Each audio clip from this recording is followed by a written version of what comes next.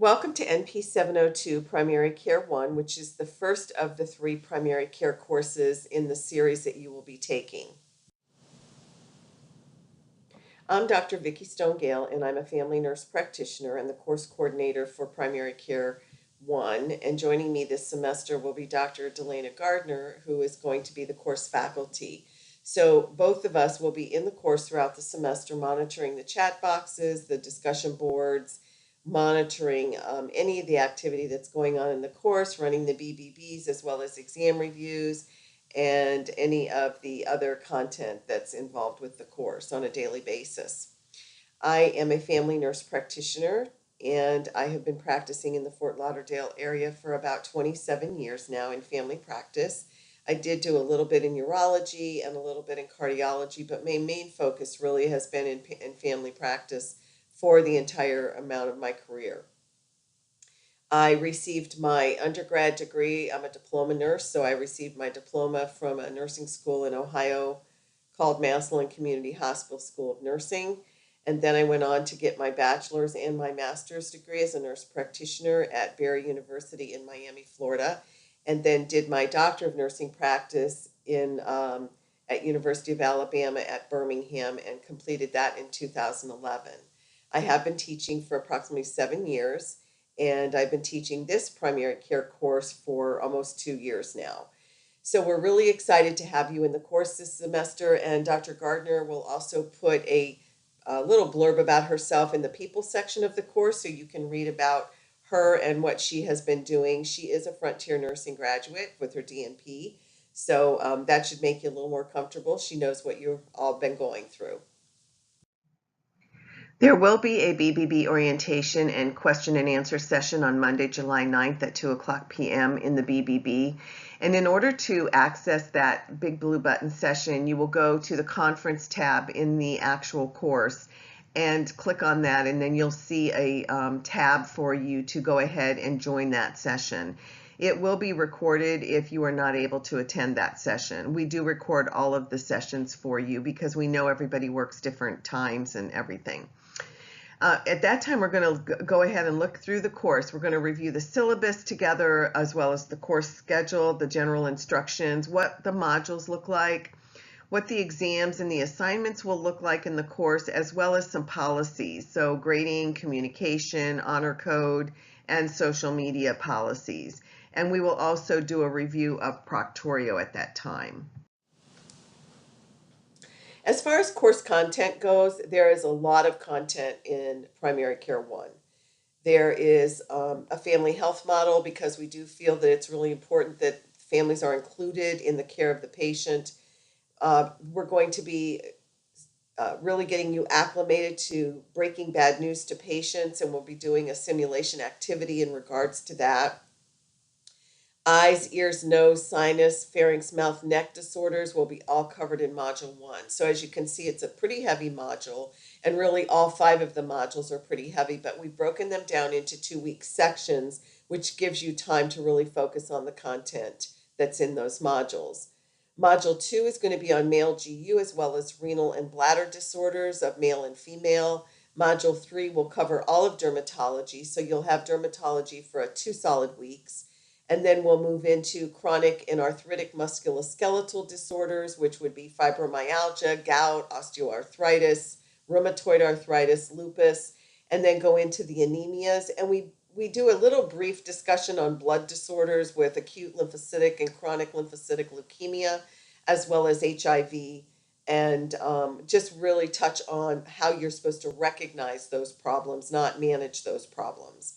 But you will be managing anemia.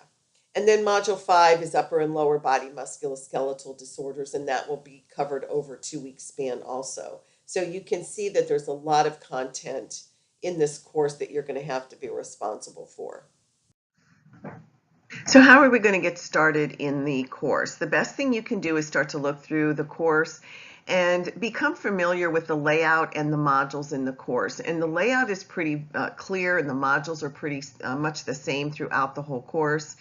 When you look at the beginning of the course in the start section, you're going to see a student and faculty demographic sheet. And this demographic sheet is something that we would like you to fill in, because this gives us an idea on what your work hours are if we need to reach you. It's also great for other students to reach you, to develop a study group if you would like to do that. And you're more than welcome to put your phone numbers in there, although you do not have to do that. You could just put your email, so other students might want to reach you if they need you to form a study group, or maybe you've become familiar with them and you all just want to talk.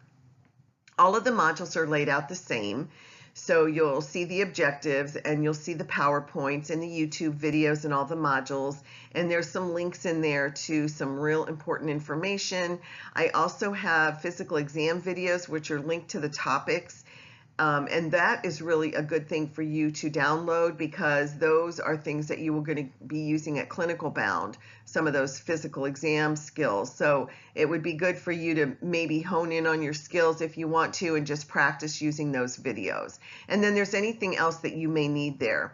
There's also, if you look below the student demographic section, there's a section on NP scope of practice, and that's real important for you to look at and familiarize yourself with also. So as I said earlier, in regards to preparing for the modules, every 2 weeks in this course, you're going to start a new module. And I said this in the previous slide about the objectives and the content and the readings and so forth. Only read the content that is listed in the module. You don't need to read about any conditions that are not listed in the module. So as you may go through your textbook, and there may be some content on the same page as another required reading, don't read those unless you want to do it for your own benefit. So look at the syllabus for the topics that you're required to be responsible for, and don't put yourself in a position where you're reading stuff that you don't need to read at this point, unless it's something you would like to hone in on. And I'm sure everyone is wondering about the graded content. Well, we have 5 exams in this course. The first exam is open book, and that is in week 3. And the reason I do open book is to give you an idea on what the exams might feel like and what the content might feel like that goes on the exam. And I don't want you to think because it's open book that you don't need to study, because historically students don't do as well on an open book exam because they do think they can just open their book and try to find the answer. And these are timed, so you will be running out of time if you do that. So you really need to know the content before you even start the open book exam. And then there will be 4 closed book exams in week 5, 7, 9, and 10. And all of the exams are remotely proctored through Frontier. You must achieve an 80% average in all exams in order to pass the course. So that is an average. Now you may fail exam 1 and not do really well on exam 2 and really do well on exam 3, 4, and 5.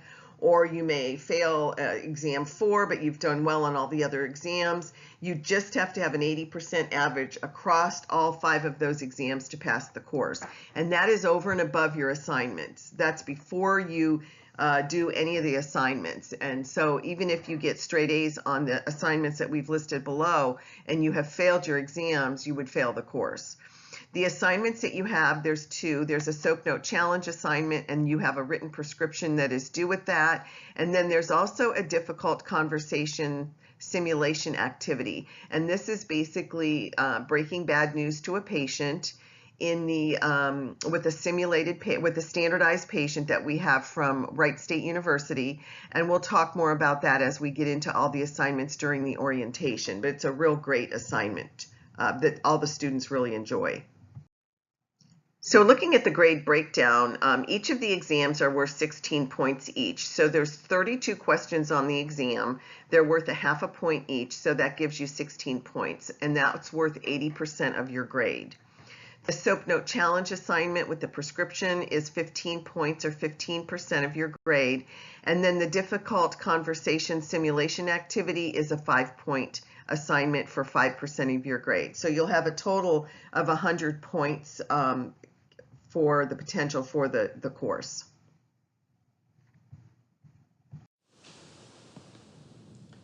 When we talk about exams, there's no paper or pencil, no phones, no food, no one in the room with you, including pets. You can't have your cat crawling across the screen. You can't have your cat on the desk. You can't have your dogs barking. You can't have your kids in the room, you can't have your husband coming in the room, and you cannot be talking to yourself when you're doing the exam. There are no makeup quizzes or exams. I cannot stress this enough to you. I have had up to 5 students a semester fail my course because they forgot to take the quiz on the date it was due, or they forgot to take the exam by the date it was due. And this is such a disappointment when you get to week 7 or 8 of the course and you are supposed to take a quiz and the deadline is Sunday night and you realize on Monday that the quiz closed yesterday. So you will fail the course because you can't pass when you're missing that amount of points. So I can't stress to you enough the importance of making sure that you are actually taking these quizzes and exams on time. They're open for 1 full week. So you have, usually 1 full week to take them. There's no extensions on exams or quizzes unless it's a medical emergency that can be documented by a doctor's note, or it's a family emergency that can be documented by a doctor's note. And there are no exceptions to this, because if I do it for one, I have to do it for everyone, and we can't do that. There's also a 5-minute review at the end of the quizzes and the exam. And then you can make an appointment with the faculty for up to 3 days after the exam to be able to discuss the content. We can't go over specific questions for you. We can't discuss the questions, but we can talk to you about the content. Faculty do make an analysis of the exam. We do a quiz analysis and exam analysis after the exam closes. So we may end up giving a point back or something, or a half a point. We never know if there's a problem where too many people have missed it, or the question is not a good question or something. But we try to not to do that, and we try to look at them and make sure all the questions are set beforehand. But we really, after 3 days after the exam, we don't want you asking for a review. And the reason for that is we've moved on to the next content, and we need to just let that exam go. So we won't be doing any exam reviews after that.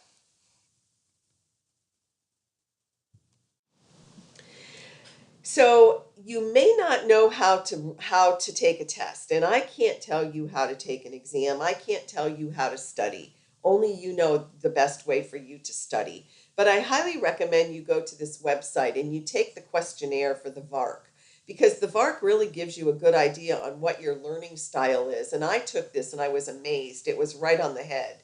And everybody I know that has taken this questionnaire, it ends up being very specific to them. So I would like you to go onto this website and go ahead and do that.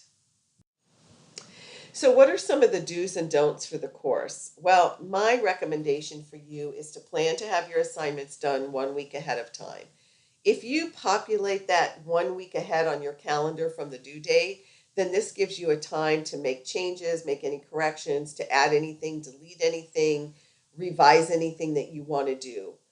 Um, you do need to notify the faculty within 48 hours in advance if you need to extend an exam or an assignment because of a medical emergency. That it's going to be, depending on a case by case basis, it may or may not be approved. And it really is going to depend on the circumstances. But you need to notify us 48 hours in advance if there is a medical reason that you are not able to complete your assignment or take your exam. I do recommend that you find a study partner or a group to get into, because this really has helped the students many times. And if you go into the first little bracket of the course under modules, you'll see that there's like a section there where the students have given you tips on how to be successful in the course. And I think it would be a good idea for you to maybe read those. Let faculty know if you're having difficulty. This is the problem that we seem to have sometimes with students, is that they don't tell us. We do not have the ability to know if your husband has left you, if your wife has left you, if your mom or dad are in hospice, if your son or daughter is critically ill, if your mother or father have passed. We just don't know those things. So it's really important that you reach out to me or Dr. Gardner if you feel that you are struggling because of a family issue. One of the things that I love about Frontier Nursing University is that your family comes first. And I want everybody to understand that your family comes first. So if you've got those issues going on, please reach out to us and let us know what is going on. We are here to help you, but we can't help you if we don't know. Some of the don'ts. Don't try to memorize this information. You need to understand the information. You are really going to struggle if you don't understand it because you cannot go out there and take care of your patients safely if you do not understand the information.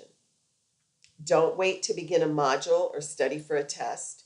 I think it's important that you try to study at least 10 to 12 days ahead of time. We do try to do the BBBs about 10 days ahead of time, but you are responsible to start studying even before we have the BBBs. Do not start an assignment on a Friday if it's due on Monday because the faculty are off on the weekends, so we will not be answering emails or phone calls on those days. So what you need to do is think about having that assignment started ahead, as I said, and don't anticipate that we will be there on the weekend to help guide you. Because if your assignment's due Sunday night, you're going to be out of luck. So make sure you have any questions to us before Friday at the close of business at 5 o'clock. And try not to take your test when IT is closed because that can be a problem. Okay. If you don't understand a concept, then you need to search for other resources to help you understand that concept. The quiz and the exam reviews are helpful, but they're not inclusive. So let them steer your studying habits, but don't rely on them for everything. Your success in this class depends on being able to use your resources successfully and to critically think and to incorporate the 3 Ps that you just came out of. So you are going to be bringing your physical assessment skills, your pathophysiology knowledge, and your pharmacology knowledge to this course. And if you don't do that, you're going to have a really hard time in the course. So make sure you have all those 3P books available to you when you're going to be working in the course. So it's up to you to be successful. We can't do it for you. We can guide you. We can give you all the tools, but we're not able to help you be or we're not able to be successful for you. And we look forward to a wonderful semester with all of you and hope that you will really leave here learning a lot of information in regards to primary care one to take care of your patient.